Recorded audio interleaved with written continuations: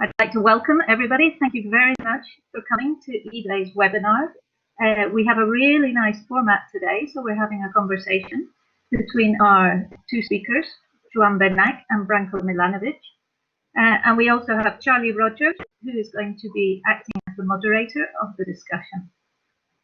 So let me introduce first our speakers, and then I'll give you a few house rules before we move into the discussion. So Joan Benach is Senior Research Director of the Health Inequalities Research Group, Employment Conditions Network, and Professor of Public Health and Occupational Health at UPF, and he's also the Deputy Director at the Johns Hopkins University, the UPF Public Policy Centre. The Johns Hopkins University, I think, is something that we all know with the coronavirus. It's become one of the key sources of information. Joan Benach is trained as a medical doctor, but he's focused on public health throughout his career, and specifically he's worked on the intersection between health and employment and life conditions. And he's published widely in both top medical journals such as The Lancet, but also political journals of international standing. Our other speaker is Branko Milanovic, who's visiting presidential professor at the Graduate Center, the City University of New York. And he's focused on inequality all his life. He's trained as an economist and obtained his PhD from the University of Belgrade, working on income inequality in Yugoslavia. But he quickly moved on to the world stage, both working as a lead economist in the World Bank Research Department for almost 20 years, but also academically, working on global income inequality, a relatively new field. Worked produced a key book, Worlds Apart, prize-winning book in 2016, Global Inequality, and his latest book on how capitalism is the last dominant economic system left standing, called Capitalism Alone. So those are our two speakers today, both highly skilled and highly informed on this topic. I think we're going to have a really superb conversation today. Before we move to that, let me just give you some rules, some house rules. So we're going to have about 40-45 minutes of conversation led by Charlie Rogers. And then we will have time for questions from the floor, and we welcome you to send in questions. We would like you to send in the questions through the chat mechanism, which, if you haven't used this meeting software before, there is a pink button down at the bottom right-hand corner. If you pop it out, you'll find the speech bubble, the chat mechanism. I will be moderating the chat, so if you can send the questions, search for me and send the questions to me. That means that we don't all hear the notification noises, so that works a lot more smoothly. And if you want, you can include your name in the question as well. I'd be delighted to read out the names. So those were a few house rules. With no further ado, I hand over to Charlie for our conversation, which we are all looking forward to. We face a crisis of extraordinary proportions. I looked this up just a little bit before, and there's about 5 million cases recorded worldwide, 5 million and 300,000 recorded deaths, and about a third of those in the United States. I think in both of those instances, the real numbers are likely much larger, and they would have been much larger had governments not intervened as they had. And the scale of these interventions is itself extraordinary, both in terms of the geographic spread and in terms of the severity. And looking back, I have no doubt that historians are going to write about the period before COVID and the period after. But there's a natural point of intersection between these two periods, and I think the mechanism of inequality is one of the ways in which they're going to intersect. And inequality appears to have shaped the evolution of the pandemic itself and the response of states, and then the pandemic is in turn going to influence inequality in various ways. And so in order to get some insights into these different relationships, we have these two speakers, which Leslie Ann has noted are at the top of their field. And I'd like to get this conversation started right away about this. So I first wanted to ask Joan, can you tell us something about the public health side of things? What do we know and what do we not know right now about the pandemic's origins and about the response of the world, the global community? Well, first of all, thank you for the invitation. It's a pleasure to be here with you and sharing this time of discussion with Branko and all the audience. With regard to the question, I think it was Simone Weil, the French philosopher, that in the 30s, in the between the two world wars, that said something like, we are in a period of transition. And someone asked, to transition to what? And she said, no idea.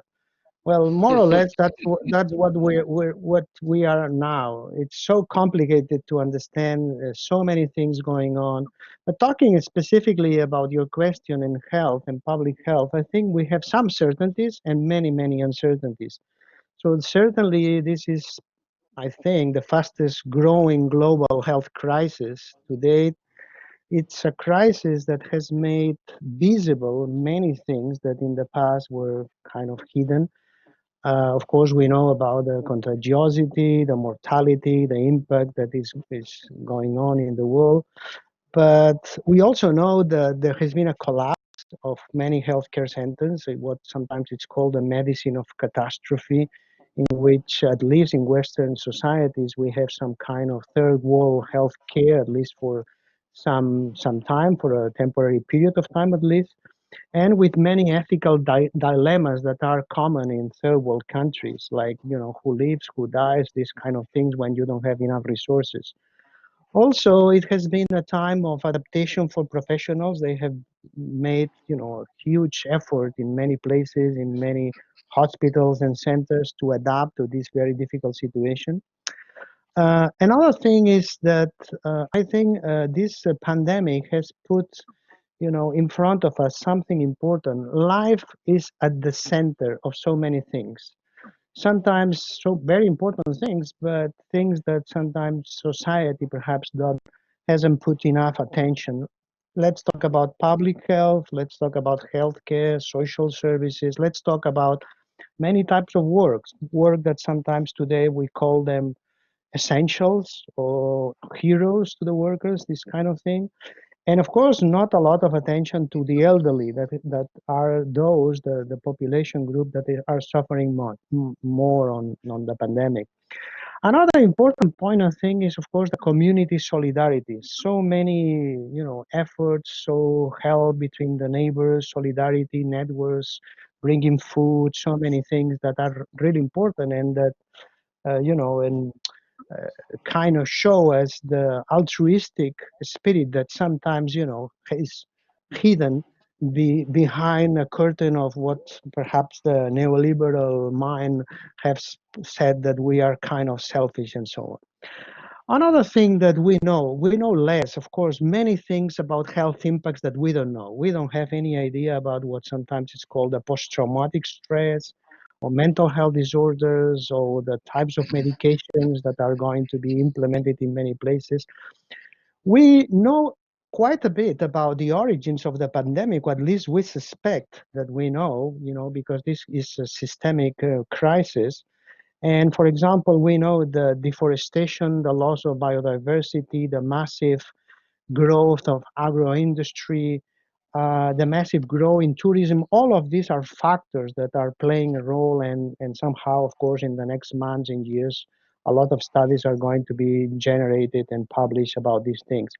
Now, what we don't know, to finish with your question, we don't know many things. So we are, surrounded by data all the time in the media, but it's so hard to make any kind of reasonable comparison between countries. The data is lacking.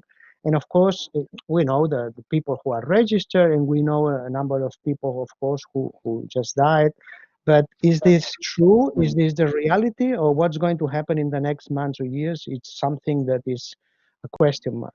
Also, what about immunity? Many studies, many researchers trying to, generate good knowledge. What about the temperature? And if the temperature affects the virus, what about the vaccine? So we are getting flooded by a lot of information, but it doesn't mean that this information is accurate enough. So we have to put, in parentheses very often many of the things that we listen.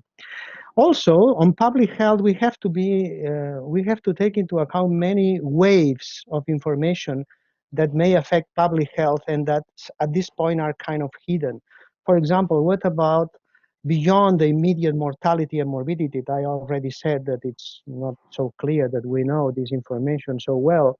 But what about the patients that were delayed or postponed because of the COVID, pandemic?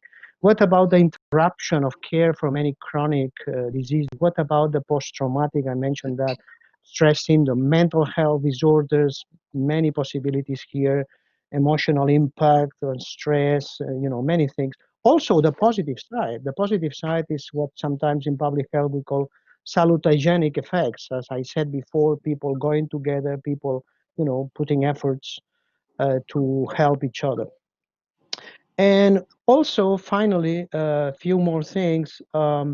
What about the duration of the pandemic? Really, we don't know. We can speculate. It's going to last for weeks, for months, maybe for years. Really, nobody knows.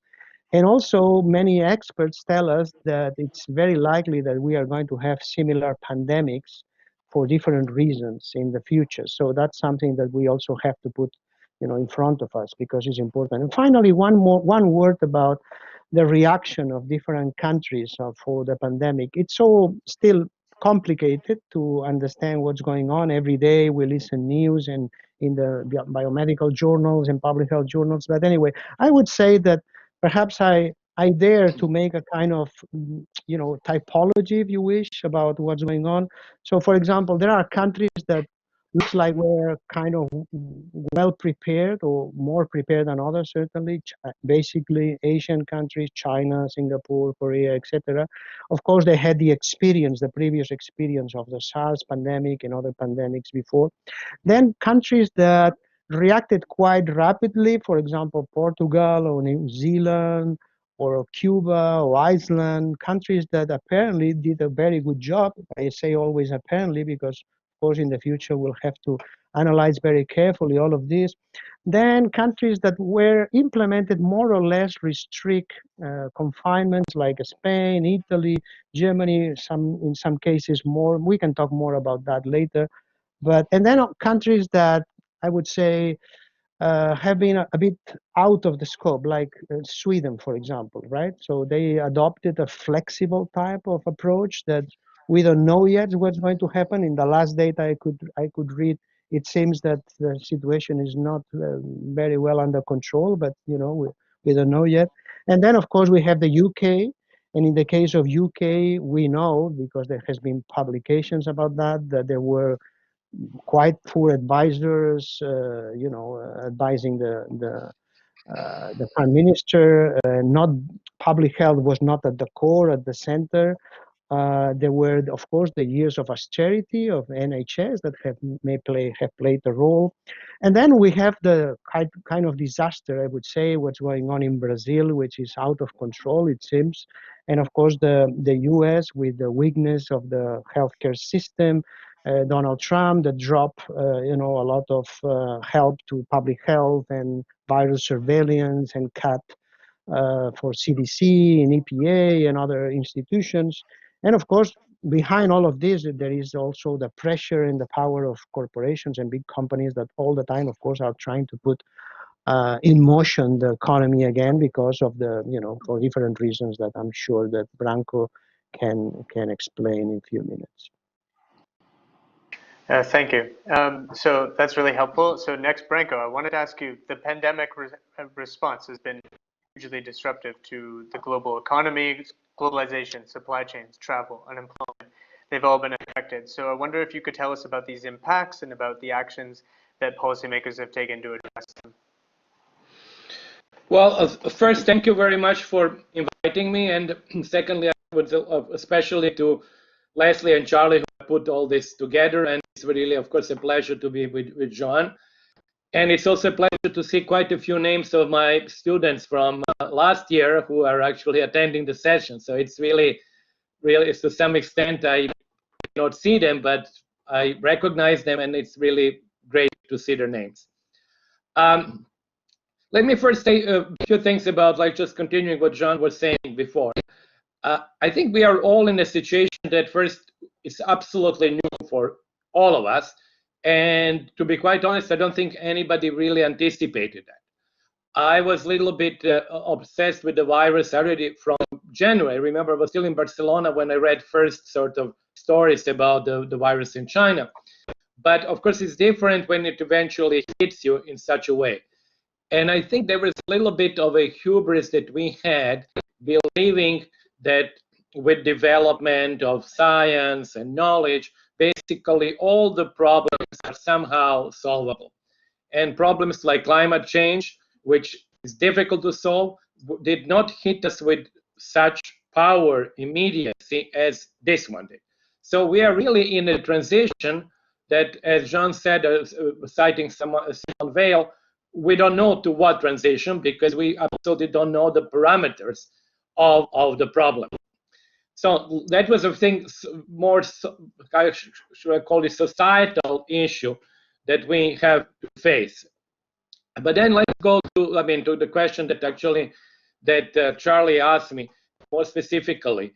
What I think actually, first, what I think most of the governments did, and did rightly, is to put the emphasis on preserving the sort of purchasing power, standard of living, incomes of the people.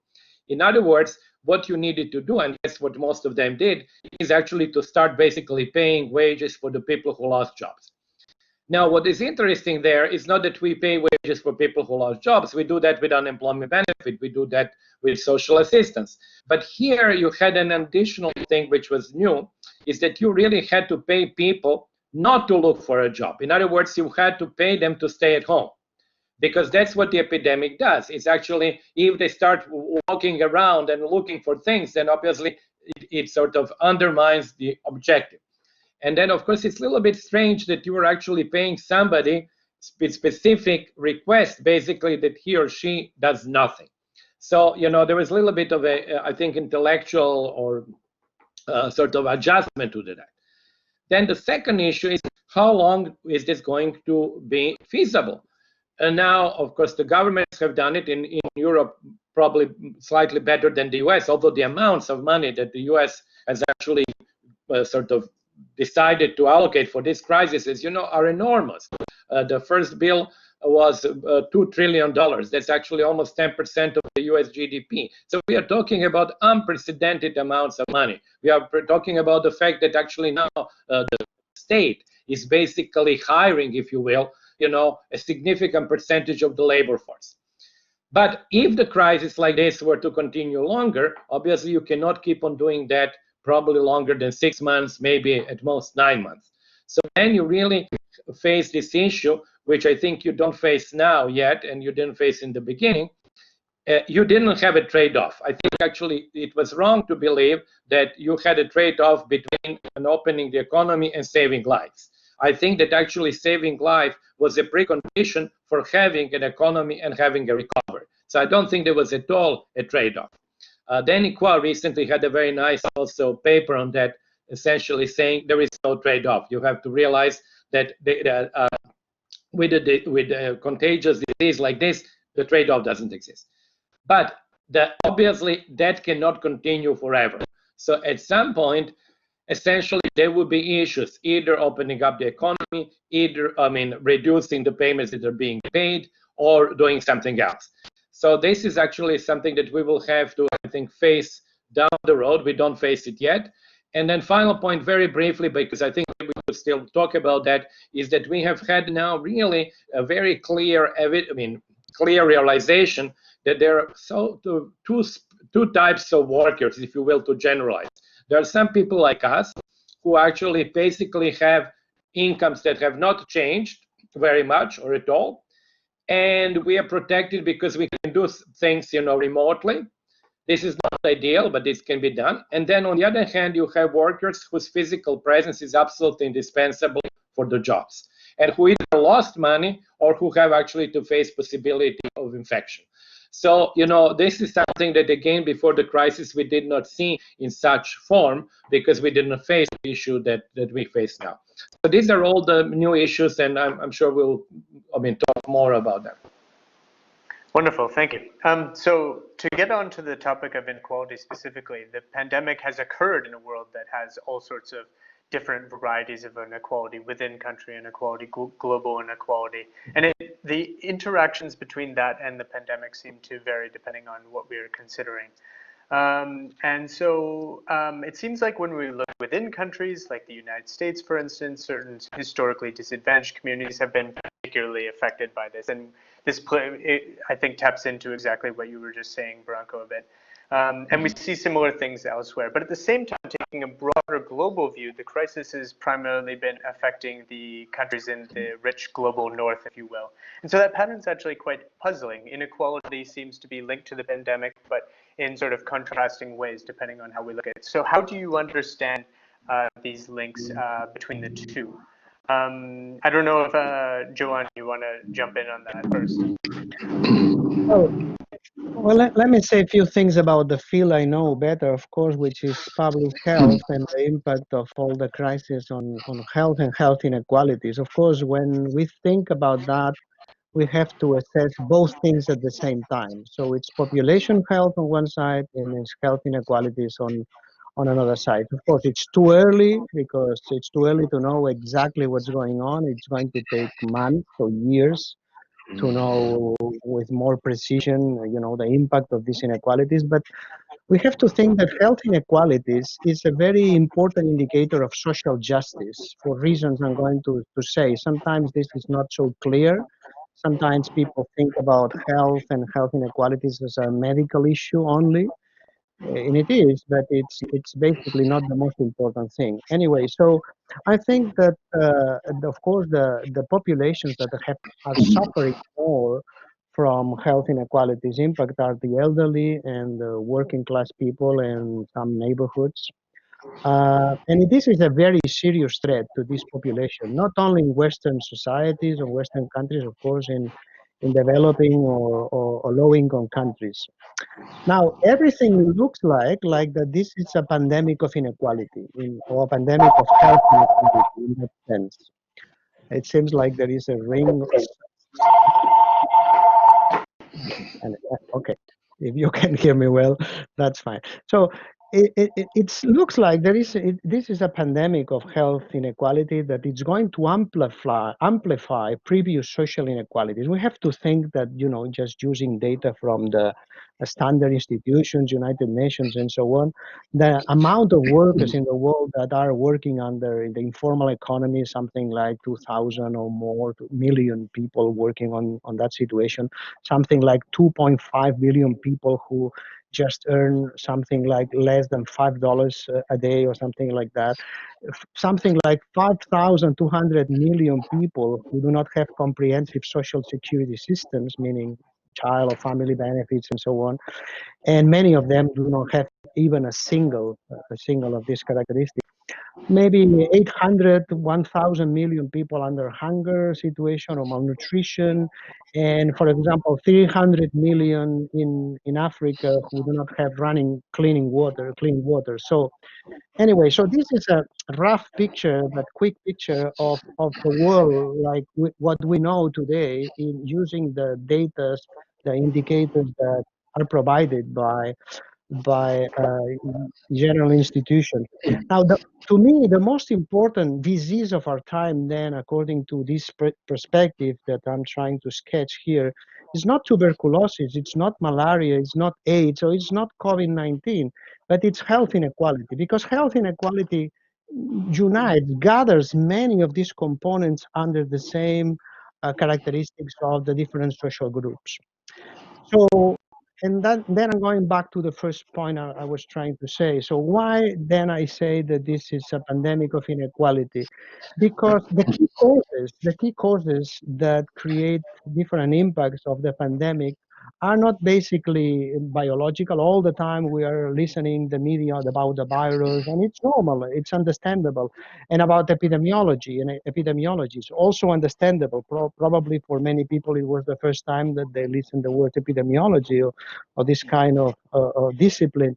But from public health perspective, we know quite well, there is tons of scientific literature telling us that what we call the social determinants of health, meaning political determinants, environmental determinants, occupational determinants, and other determinants, are key to explain these health inequalities in mortality and morbidity and well-being and many other things. Why is that? Well, because as we know, society is structured in different social groups.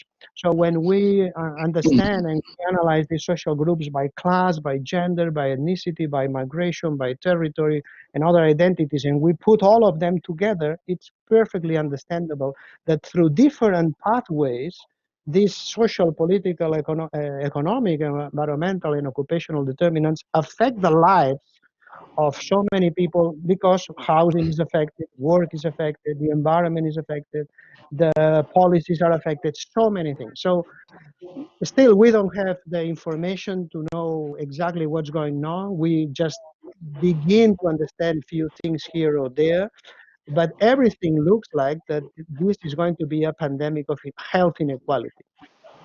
Okay, great. Branko, do you want to add to that? Yes, let me go to your question, because of course Joan talked mostly about inequality in health outcomes, and this is obviously something that is exacerbated by the pandemic. But I would like to add basically economic inequality or income inequality to the conversation. First, let me go a little bit to the period before the pandemic. It was often said that epidemics and pandemics have been equalizers. Most famously in a recent book by Walter Scheel called The Great Leveler, the argument was made that there were like 4 horsemen of the apocalypse, in the sense that each of them, including wars and pandemics, revolutions and social strife, led to a reduction of inequality. Now, the basis for that, in truth, in terms of data that we had, was relatively scant. It was really the Black Death in Europe in the 14th century. The idea was there that the Black Death in Europe killed so many people, actually, apparently up to 30% of the population in some parts of Europe. Essentially, Italy was very heavily affected. And that reduced the number of workers, made them scarce, and then increased wages. Or alternatively, actually liberated them from number of feudal constraints which they had before. So in that sense, wage compared to the income from capital went up and the inequality went down. So that was the idea. Now, what we see in this pandemic, and what the recent paper published only like last week by several researchers in the IMF shows, is that actually epidemics that we have had more recently, well, obviously much smaller than what we have now, have been inequality increasing. So in other words, the story that was kind of generated from the pandemic in the 14th century really does not hold now. So what we now see is actually pandemics increasing inequality, and I think epidemics, and this pandemic as well. And as John was saying, this is, I think, quite obvious when we look at morbidity and mortality rates among different groups of people. I've been looking at, for example, data from New York, also from Washington. I mean, New York is very, very clearly linked with the place where you live, density in that place, and then also ethnic group and so forth. I was already mentioning that a separation into 2 groups of people. On the one hand, people who are so-called essential workers, like including doctors, of course, highly paid occupation, but also many others that are not very highly paid, and people who actually have been able to avoid or escape from that. So that also, I think, reinforces inequality. So I'm afraid that actually, as we go on, and maybe hopefully as the crisis lessens, I think this inequality cleavages would be there and would be maybe even expanded.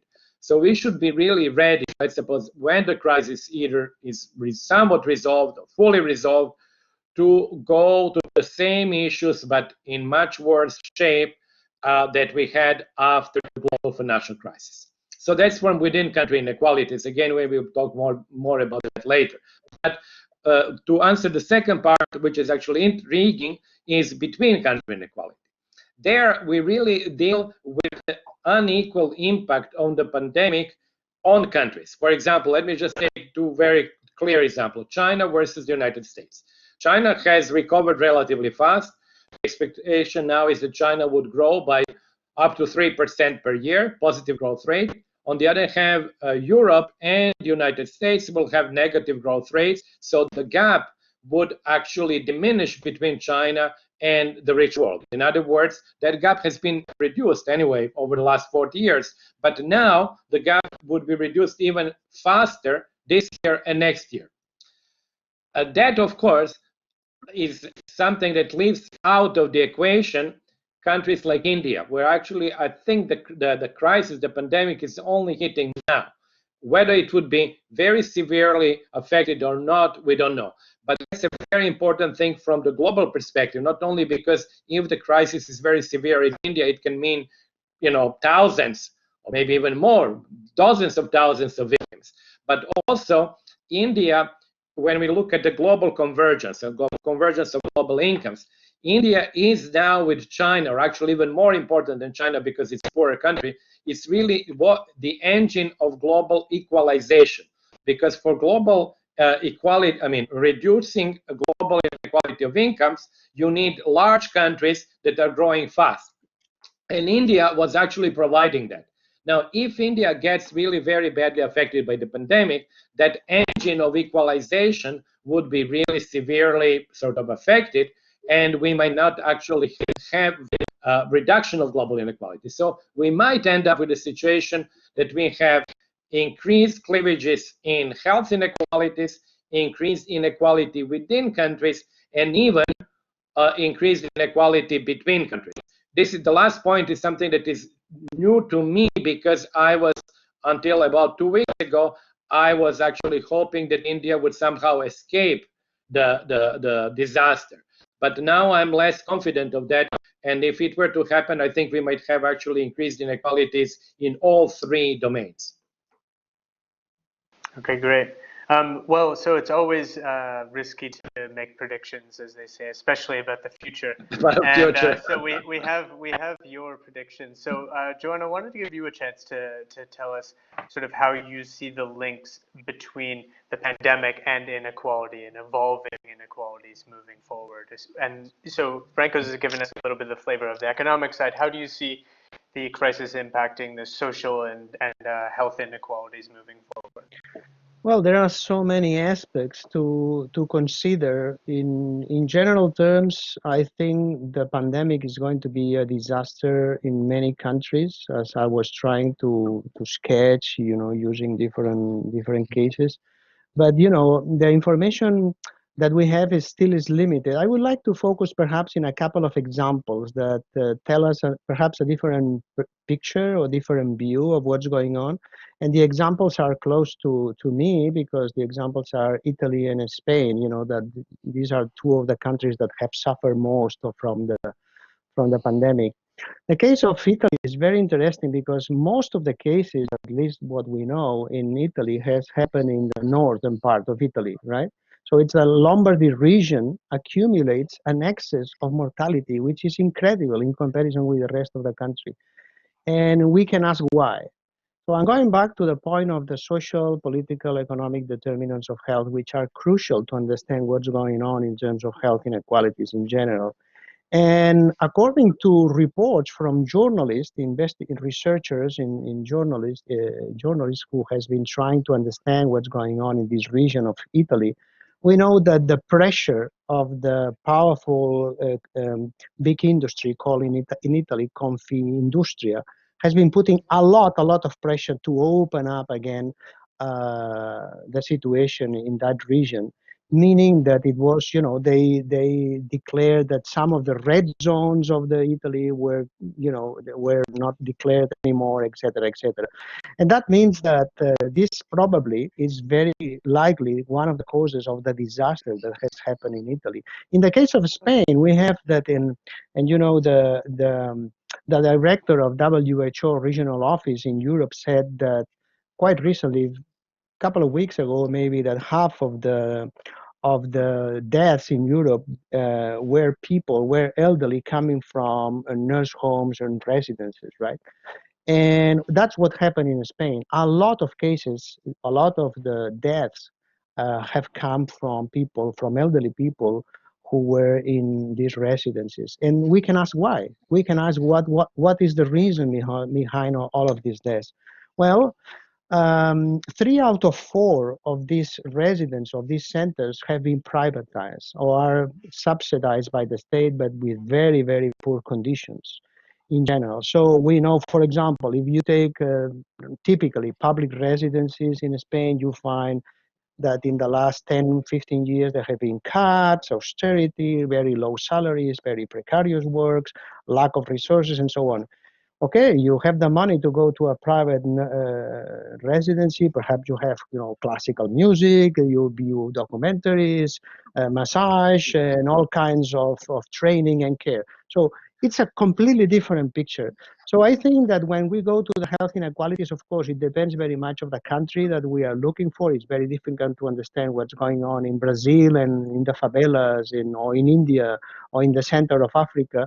But for each country, we'll have to understand and analyze what's going on. In the case of Western societies, or at least European ones, I think there is the need to understand very, very well what happened with these nursing homes. And that means all the policies that have been implemented or not implemented in the past, and the lack of funding and the lack of resources that has been going on in Europe and in Italy and Spain, that I mentioned. Right. So I wanted to think now a little bit about the character of the global response. Of course, countries have sort of are responding. There's some room for agency, and as we move towards this new normal, whatever this is going to be, I wanted to give you guys a chance to let us know about the different challenges and opportunities that you see arising, the threats that are on the horizon, if any, and perhaps also you could comment on the connection to other issues like climate change, which are sort of intersecting with this crisis in various ways. So, and ultimately, how can we address these challenges? So I don't know, Branko, if you want to lead off on that. Well, I think we have, it might seem a little bit trite to say, but we really have enormous amount of challenges now. Obviously, the number one challenge is to basically manage the crisis and to end it. But then we will actually have, first, all the health challenges that Joan mentioned, including, puzzling developments, including, I mentioned that the puzzling development is to take the United States, which is, the richest country of all the West European countries. People forget to put it all together, but the US per capita GDP is 30% higher than European per capita, West European per capita GDP. Out of the GDP, spends 17% on health. And you see a disastrous outcome with 1/3 of the death in the world in the US. Now, when we'll go back to individual decisions, it was, of course, Trump, it was CDC and all that.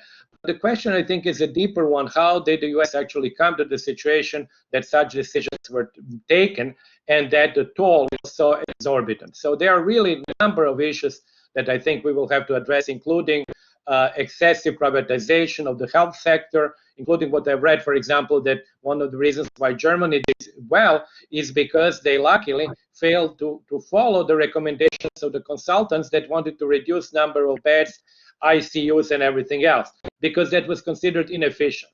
But as we know, when you have, and I would quote, Nassim Taleb, who is one of the favorite writers on that, if you really deal with a system where the extreme events are possible, you cannot not have redundancies. That's why we have 2 pilots on a plane, although in 99.9% of cases you don't need them, the second one. But the costs are enormous. So I think we'll have to deal with that. We'll have to deal with economic costs, leaving now aside the health issue, but the economic costs with an enormous increase in public debt, with interest rates which are now negative or zero, with possibility of inflation coming on top of that. So there are, I think, a number of issues, unemployment, and then of course there is lots of discussion how the recovery will be. I think it's nobody anymore, it seems to me, believes that it will be a V-shaped recovery. It's essentially that we have turned off the light at one point, and then we'll go back to the switch, and everything will go back to where it was in December last year. So that, I think, is totally unrealistic, and people don't believe in that. And the third issue is that one that you mentioned is what is going to be the position of climate change and all other big issues from the past. To some extent, I think actually that it may be forgotten in all of this, because if you want to go with the new, the Green New Deal, you would need money. And you would have all these other pressing needs that we were just talking about. So whether climate change would be pushed aside, or whether it would be integrated as a factor which might have also led to some of the issues that we are discussing now, I don't know. But I think it would be really a different world. It would be a much more complex world, and we believed already that we had a pretty complex world to start with, but I think it would be now an order of magnitude more complex. And Joan, we want to add to that? Let me say, maybe, I have been reflecting lately on some of the lessons that all this pandemic has created, and so I would like just to share with you a few of them, so just that, to understand perhaps a number of things, and that includes perhaps the issue of climate change. One of the lessons, in my opinion, is the issue of humility. We thought that, technology was, with high tech, we were able to fix everything, to do everything. And we understand right now, I think, with the pandemic, and it's a very important anthropological lesson, if you wish, that we are also social animals. So there is this very interesting primatologist, Frans de Waal, who's from the Netherlands, that he says that we have this anthroponegation. We deny that we are social animals, right? And that we suffer, and and that we are eco-dependent and interdependent. Another lesson for me is ignorance and memory loss, right? So it's true that many people didn't know, but the experts have been saying for years, experts in the field of pandemics and infectious disease, that could happen. They said that. Even Bill Gates, in a very famous speech in 2015, a few years ago, said, well, this is very dangerous, and that may happen. So if something may be unlikely, and this in this case is not so unlikely, something unlikely, let's say, for a moment, may happen, but it's so big, we have to be prepared as a society. We cannot say that, well, let's see what happens. It's just that I think that prevention and the investment on these kind of things, it's not very functional to the system, because it doesn't provide short-term profit or something like that, But if we make a comparison, it's like if we have fire brigades, right? Because in the case of fire, we want someone who really goes there and stops the fire. And, and we can say, this is not efficient to have a fire brigade. Well, it's not efficient. Of course it's efficient, because socially it's very efficient. It's very important because the risk is there, and we have to take into account that. And also, I was saying ignorance and memory loss, because there is a guy, a professor in Stanford, Robert Proctor, that talks about agnotology. And agnotology is the creation of ignorance, in his own words, and he has written several books on that. And the thing is that we tend to forget, because in the pandemic of 2009, the H1N1 influenza pandemic, affected to 1 billion people. Now, according to the last data I could see today, it's something like 5 million registered cases. We don't know how many people are infected, of course, and 300,000 or 320,000 deaths according to the last data, right? But in this case, the influenza pandemic in 2009 killed something, according to CDC, 500,000 people. That's the number that CDC has released in some of the reports. So it's huge. It's not so new. It's just that now it's affecting, of course, the rich world, and is affecting the economy globally. And of course, that's what is different, right? So I think we have to put a lot of attention on that, and I think we have to be prepared for the number of inabilities or incapacities to to digest information from scientists and experts and to translate that into effective policy. Great. And finally, before I open things up for questions from the audience, I wanted to give you guys each a chance to let us know what policymakers and observers have been missing about this crisis so far. Which issues have been neglected? And Branko, for instance, I know you've spoken about China's Sputnik moment. I wonder if you can let us know what you mean by that. Well, yeah, but that, I mean, specifically, I meant relationship and perception, relationship between China and the United States and the perception of China in the US. You know, that perception was driven by Trump's trade wars and other things, but there was, of course, a deeper issue. And even before the pandemic, many people were saying that, of course, the sort of conflict of interest between these two great powers is not something that will go away. Now, I think that, of course, with the pandemic, it was exacerbated in the sense that actually China, what I called it the Sputnik moment, is maybe for the first time, the US very clearly realized, and particularly its elites, you know, that China now is playing a significant global role. Called it the Sputnik moment because when the Soviet Union launched the Sputnik, what became very clear is not that it is a challenger only on the ideological plane, but it is actually a technological challenger. So in this case, it was not that China wanted the pandemic or did it, but actually the effect of the pandemic, the perception of the role of China, especially in terms of recovery of economic growth, support of different countries throughout the pandemic, and actually very strong attempt of China to actually present itself as a very responsible actor, particularly in comparison to the United States, actually drew the attention, I think, of the, people in the world, and all of us are now seeing is two big countries, China and the United States, as new superpowers, actually, because I think in that sense it completes that unipolar moment of which we spoke from the end of the Cold War until today. So I think when people do this, they would be bookends, and I think this would be one of the bookends. The first bookend was actually the end of the Cold War with the Soviet Union, the breakup of the Soviet Union, and then a fairly long 30 years of de facto unipolar moment. But now that unipolar moment, I think, has come to an end in a way that, of course, nobody expected, or actually we didn't certainly expect that this would be the effect of the pandemic.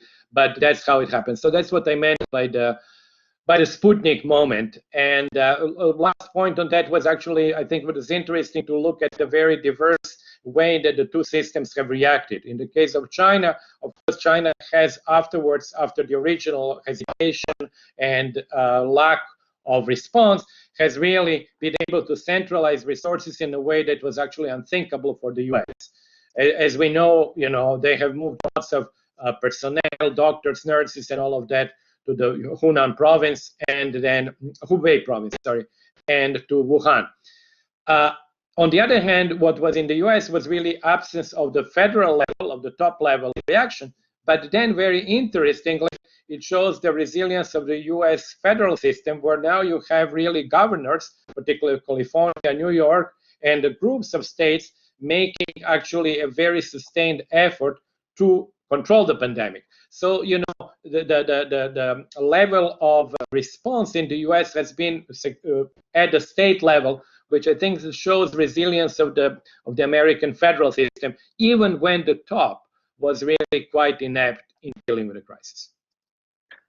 Now, I would like to talk about a couple of topics that I believe are important related with all the issues we are discussing here. And one, just I forgot before, when you asked about the climate change, I wanted to say something, but it came out of my mind.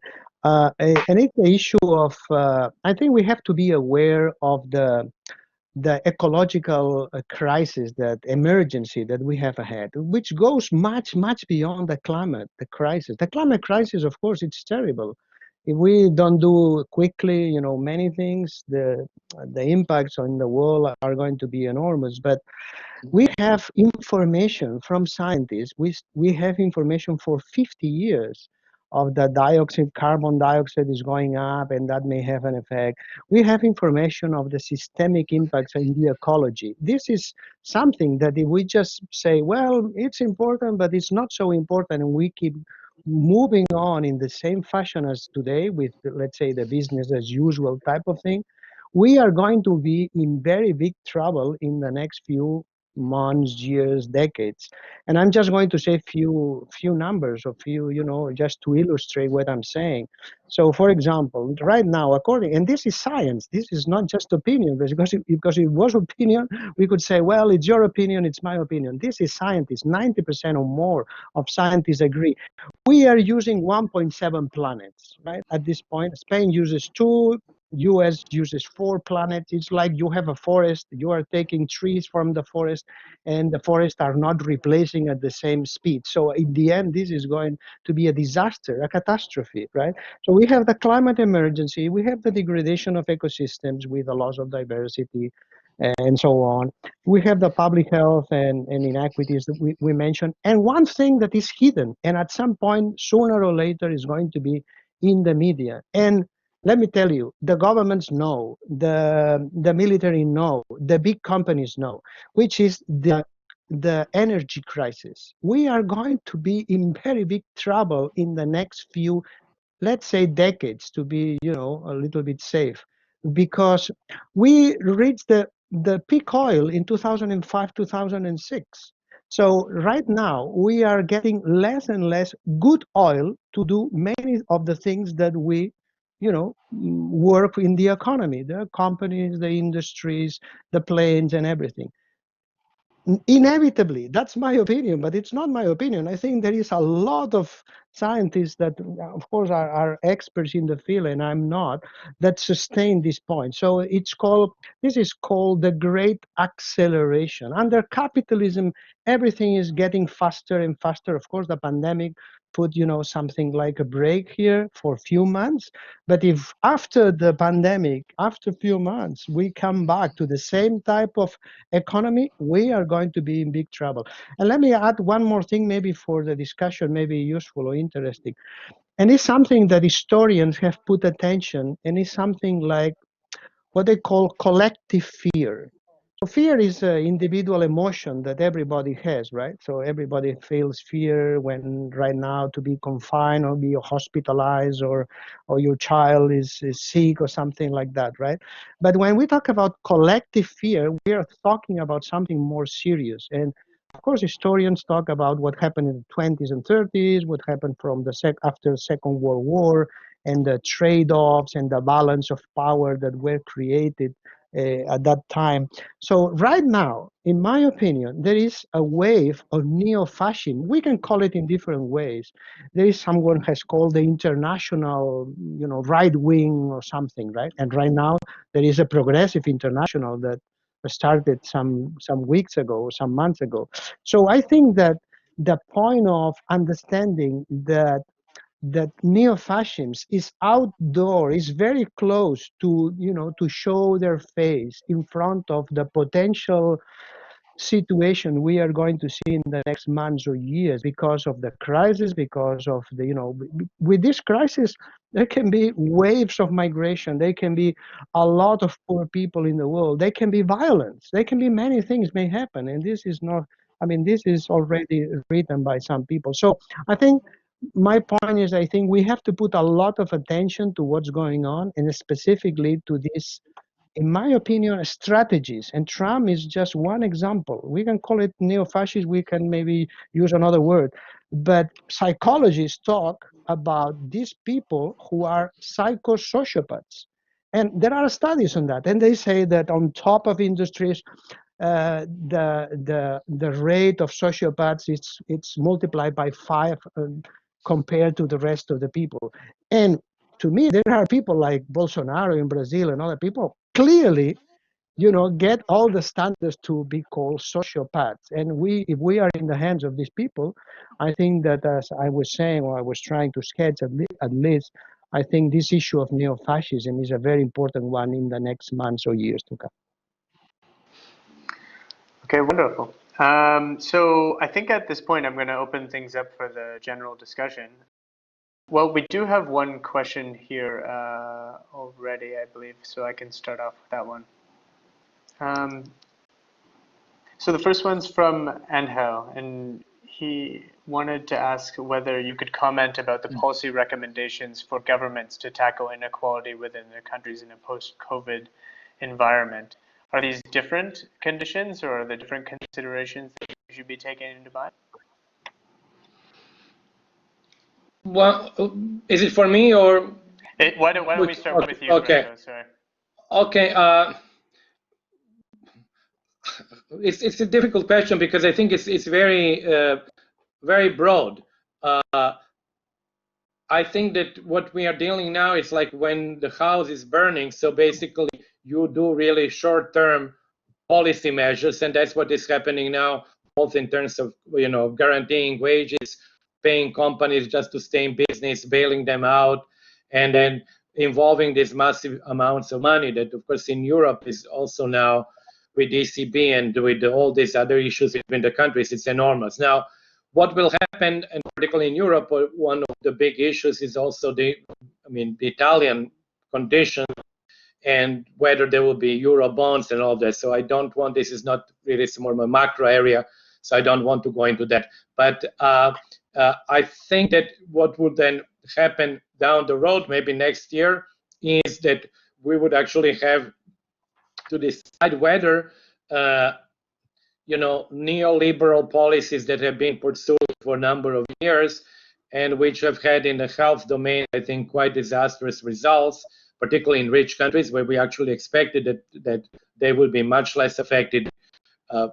Basically, when you look at the amount of money that are being spent, you would expect that, and the quality of healthcare, whether they should be actually continued or changed. So I think that's the major sort of watershed. And I'm not as maybe pessimistic as Joan. I actually think that this crisis is an opportunity for people on the left to actually take the advantage and propose, measures that would be much more pro-social, pro-left-wing, progressive, unlike the previous crisis, which eventually really worked into the advantage of the right-wing forces after the financial crisis. So I'm maybe more optimistic on that. I think that the issues that have been revealed by this pandemic are the issues that only much more progressive policies can deal with.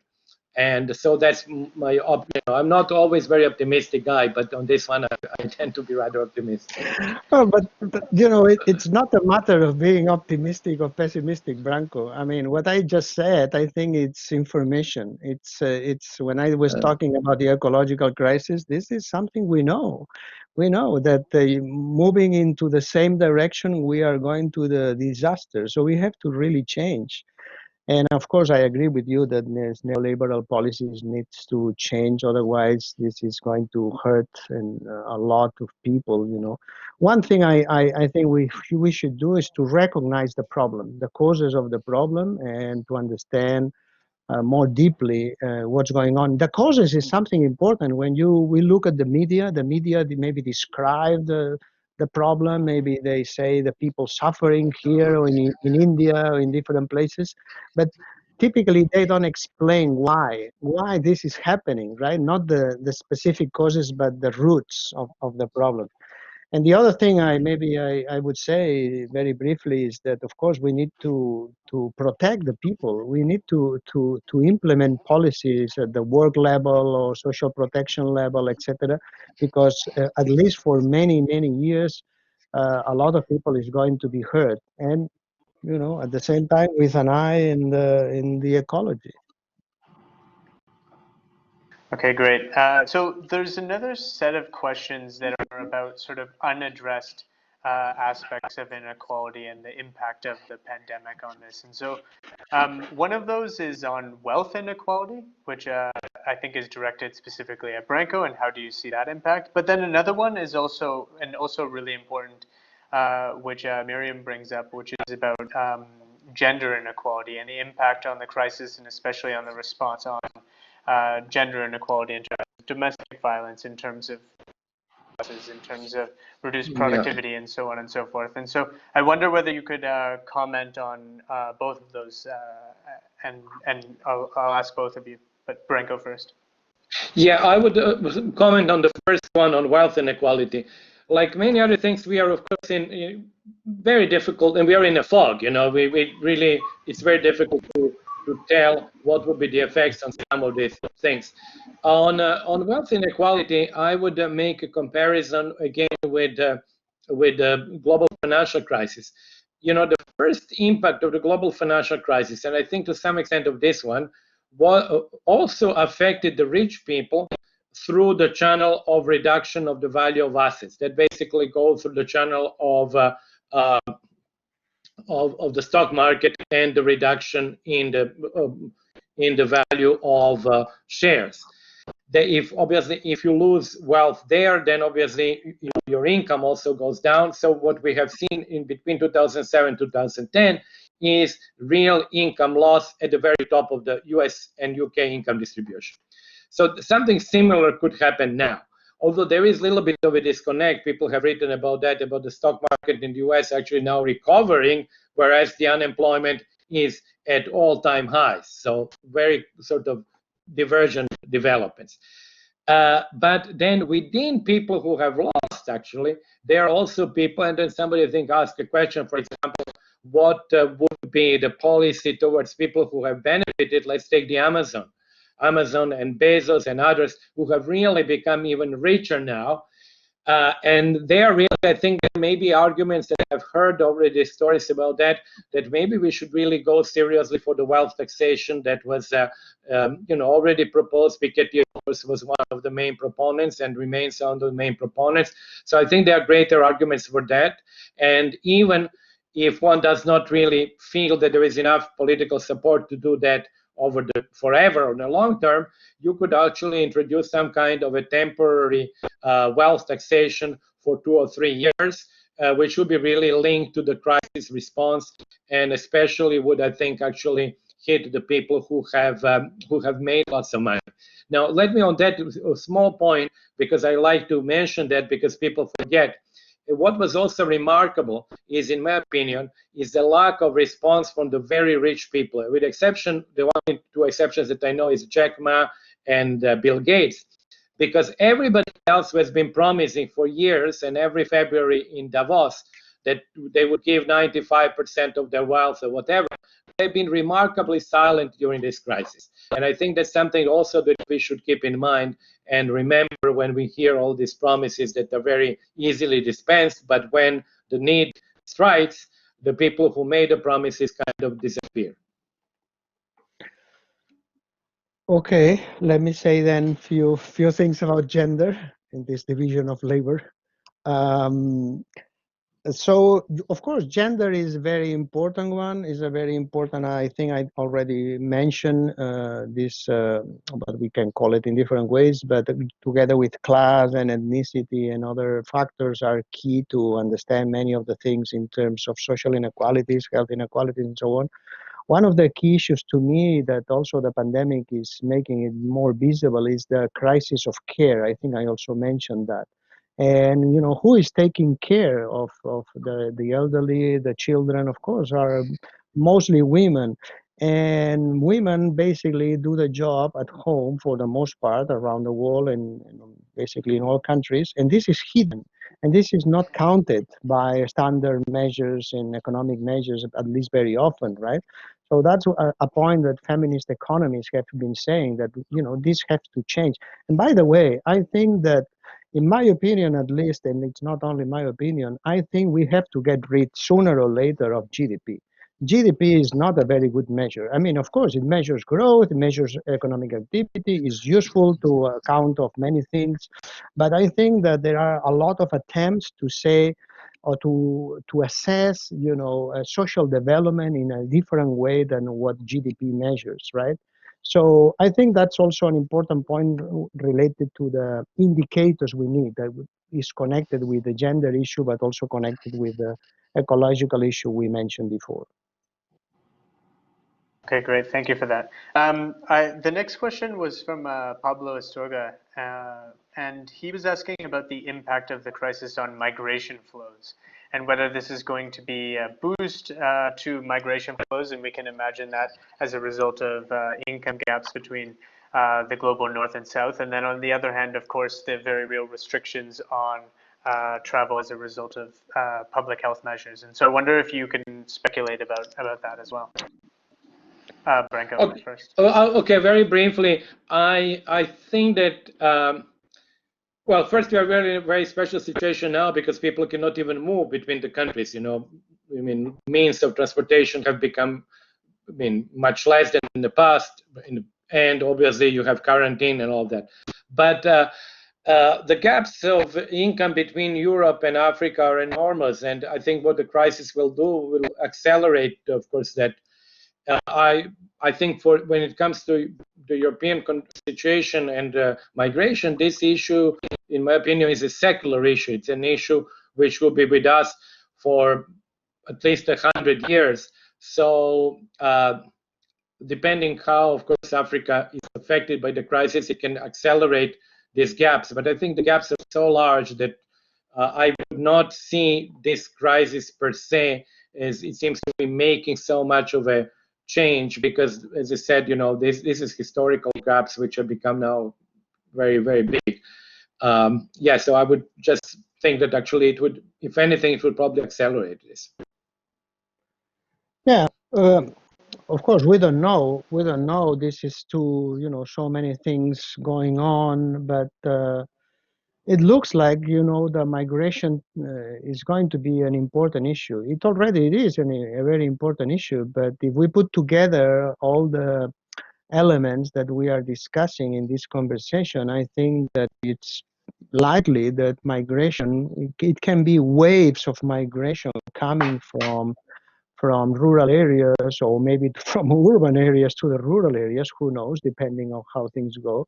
You know, but one point that comes to me when thinking about migration or other specific questions about, you know, elements that we are discussing, is that we have to move forward and change paradigms in terms of understanding and analysis, which is not easy at all.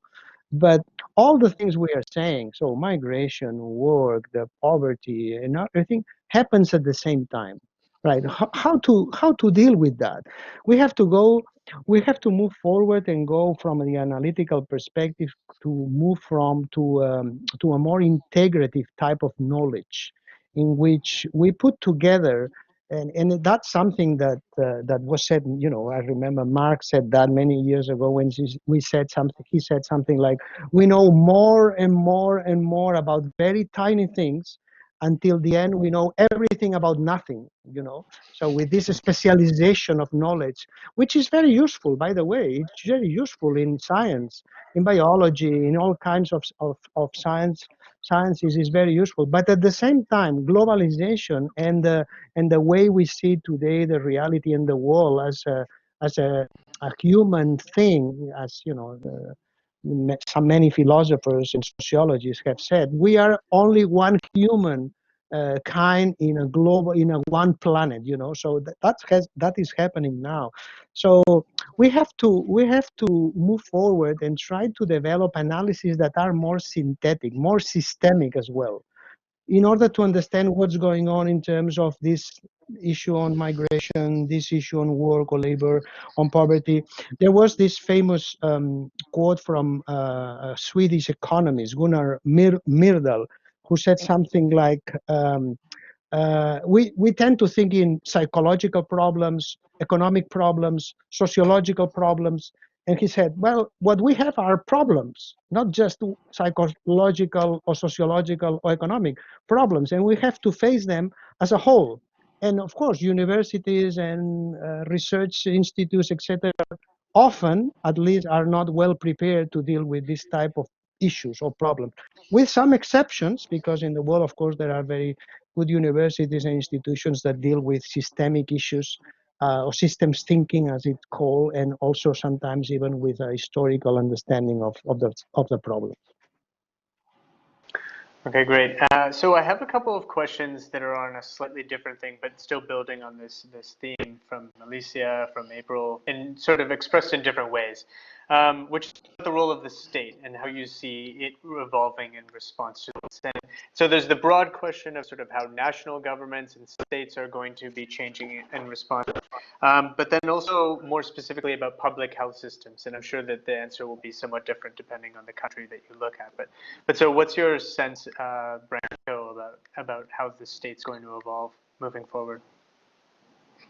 Well, my sense is that actually the role of the state would increase.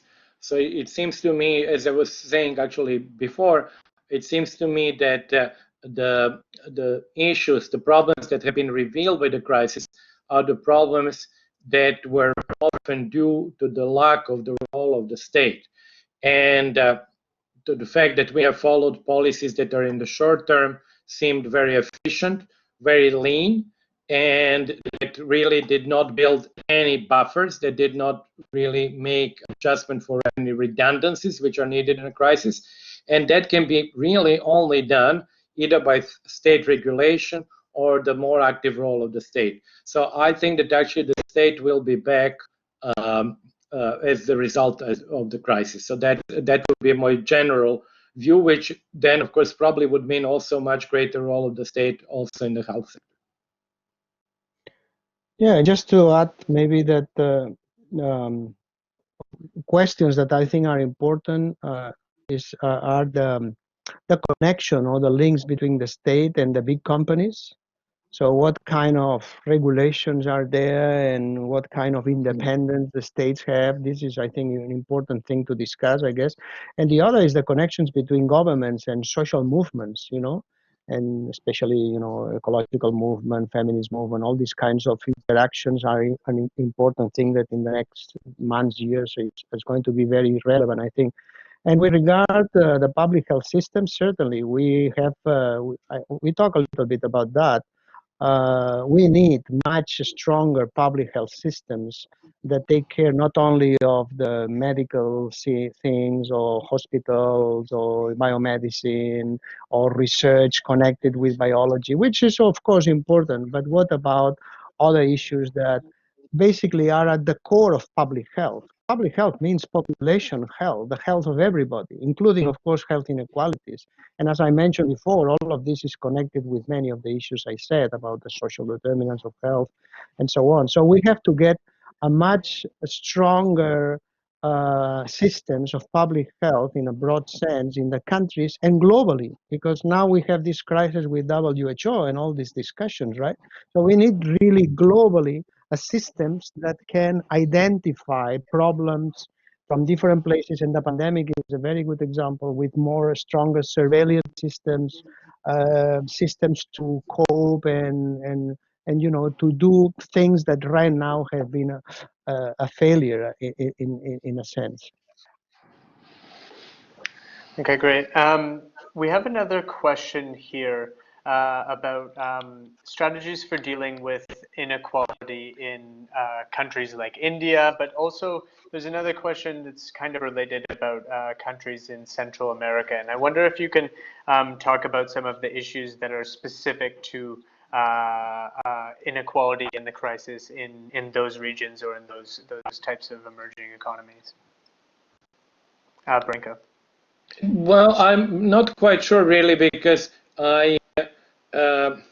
I've followed a little bit the situation in India, but not very much, So what I mean, with that little knowledge that I have, it seems to me that what the dangers in India are not only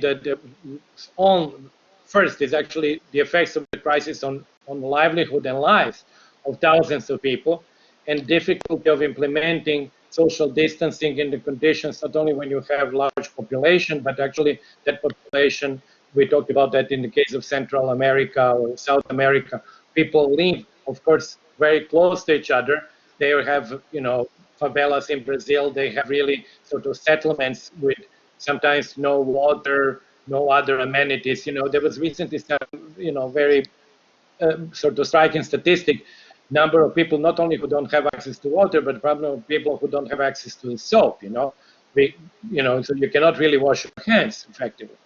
So I think that all of these things would be even exacerbated among the poor communities in those poor countries. For example, there were like several, I read a very nice book on, which dealt, among other things, about the health system in India. That was a book by Rana Dasgupta. It's about Delhi, but it's also about India. It's called um, Eruption. And what you have there is kind of interesting. Is, many people from Western Europe and North America nowadays go for operations, very complex operation to India, because India has excellent doctors, private clinics, and is cheaper than equivalent private clinics in the West. But on the other hand, that's really healthcare only for the rich Indians. This is like privately provided healthcare at the top level. And then probably 95% of people have absolutely either no healthcare or very elementary healthcare. So going back to the beginning of discussion, I think that these gaps, these cleavages would be really very obvious now. And they would make really the casualty rates, I think, very different between the two different groups of people. It's of course hard to talk about these very broad topics, but a couple of suggestions perhaps to understand what's going on now and in the future would be, I think we have to put more attention to history and the relations between countries in many respects, not only politically. That means to understand issues. If we want to understand India, we want to understand Central America or Latin America and many other or African countries, we need to understand history. And that means colonialism, neo-colonialism, imperialism, and all these kind of things that are behind many of the problems that these countries are facing. Of course, many of them are suffering from corruption and many other issues or internal problems, but the global picture, we cannot miss the global picture. And also another suggestion perhaps would be to be careful with the words, and the words are very important things because frame our minds and our concepts, right? Before I mentioned this idea of GDP, I mean, GDP has been useful. Certainly we have to find other types of indicators like GPI, Genuine Progress Index, or others that already are explained by many authors. But what about social development? So what about if we talk about social development instead of just growth? Or growth. I'm not against growth. I want growth of culture, growth of resources, growth of education, growth of hospitals, growth of many things for many people who need all these kinds of things. But if we just talk about growth, that doesn't mean much, in my opinion, and I'm not, an economist like Branko, but I think that we have to be more specific, more refined when we think about these issues. The same thing with sustainability, Well, sustainability can be said like, okay, I'm recycling. Well, that's not sustainability, based on what I explained before about the ecological crisis. Anyway, so these are just few thoughts I had that I think are important if we want to understand many of the issues that many countries are facing today. And Joan, just following up on that, I have a question from Borga, one of the professors at eBay, who was asking about the impact of the virus in developing countries. Since we're talking about it, do you think that we'll ever really understand the full extent and mortality rates of the pandemic in the developing world, or is this bound to be just another insufficiently documented health emergency facing countries there? Well, I'm sure that in the next months, years, we are going to have very good assessments published in diverse journals about, the impacts. Of course, it's easier to understand, and it's not easy at all to understand what happens with mortality than what happens with mental health, Even with mortality, we have problems. Sometimes people look at the data or figures at WHO or whatever and say, oh, okay, that looks very robust. Not always, not necessarily. I have students who have made studies on some developing countries or low-income countries, and the sub-registration is huge.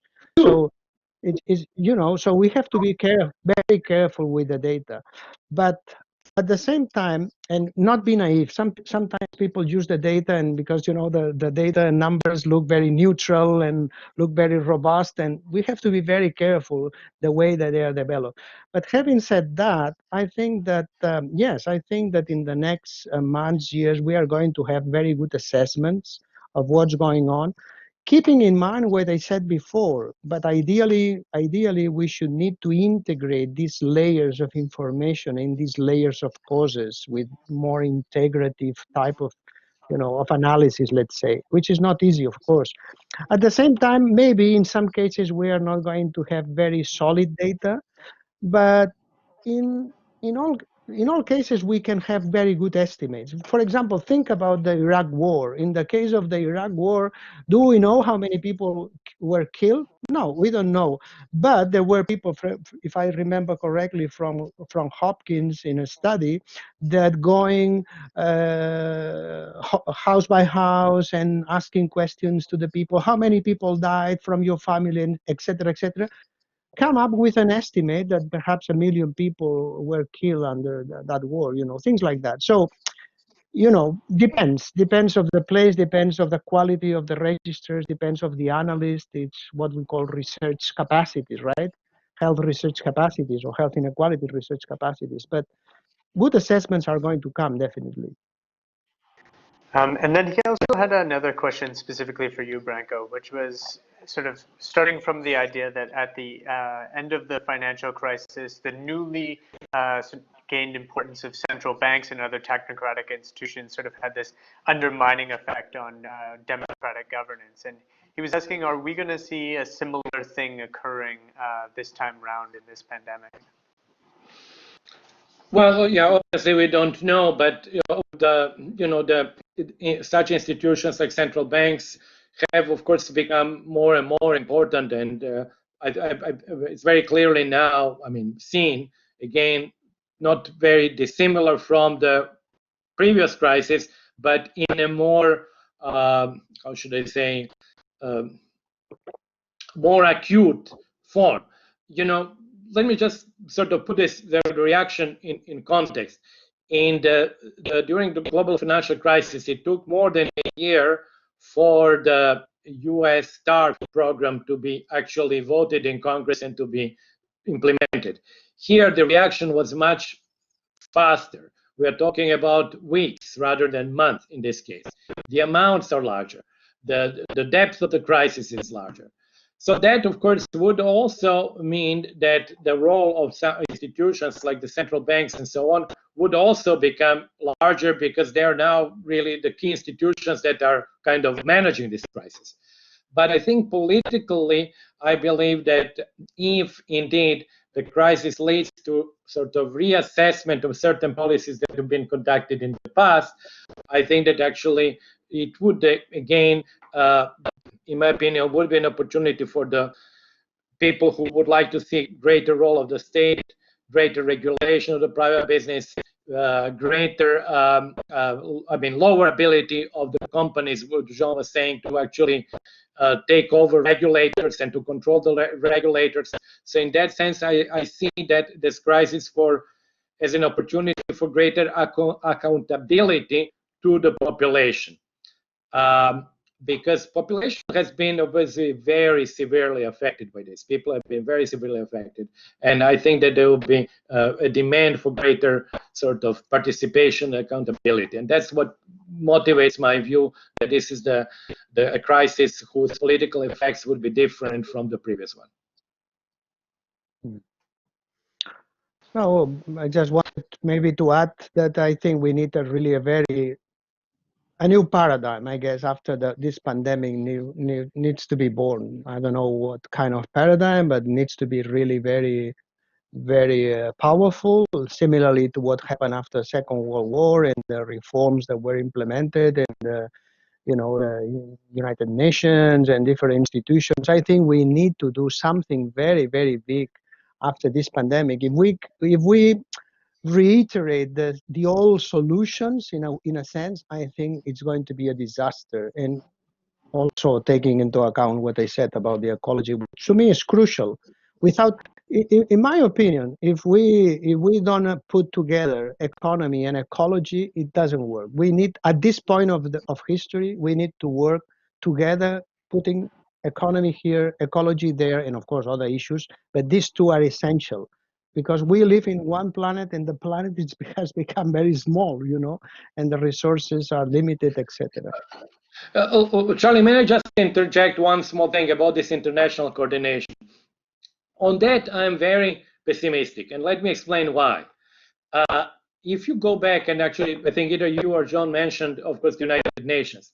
If you go back to the League of Nations and the UN, they were founded by victorious powers. So it was not the whole world.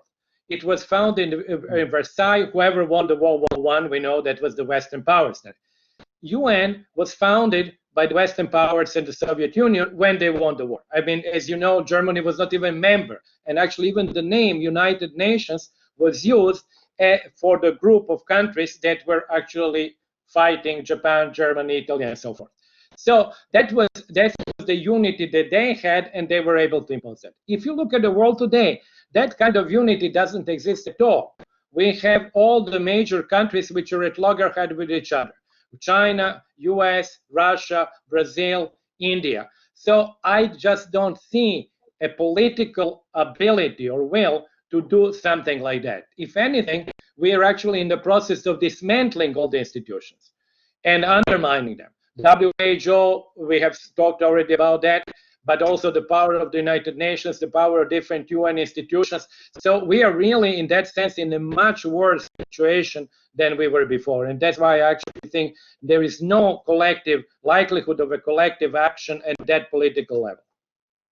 I think there is a word that we didn't mention yet, which is very important, and the word is democracy. And before I mentioned neo-fascism and this wave of movements that are going on in the world, and I think it's very important to keep track of them. At the same time, I think the importance of democracy, not only at the work level, at all kinds of levels, I think it's a crucial issue that needs to be, you know, developed and strengthened in the next future. Yeah, so we're running out of time, but my last question was in fact going to be about the multilateral institutions. There was a question about this. So we actually you read my mind exactly. So I read your synopsis. Exactly. So I think it's time to close up this dialogue. And so I want to thank you, Joan and Branko, for sharing your ideas with us. And I want to thank all of our audience members for all of the great questions. And I hope you guys can join us again in the future. I'll mention just quickly that you can see all of our events on eBay's webpage, www.ebay.org. And you can follow us on Twitter and Facebook, and we regularly post about all of the talks that are upcoming. And so we encourage you to share info about our events, but also to continue the discussion online, so it doesn't have to end here. And I'll just mention quickly that our next talk is on Europe and China in times of COVID, so a little bit more of this. But then next Monday, and that's on Thursday, and then on Monday we also have a webinar by Teresa Kramers on public-private partnerships and the World Bank. So until then, I hope that you guys all have a nice day and stay healthy and safe. Thank you very much. Thank you. Thank you very much. Thank you. Thank you. Thank you very much. Nice seeing you. Nice to see you too.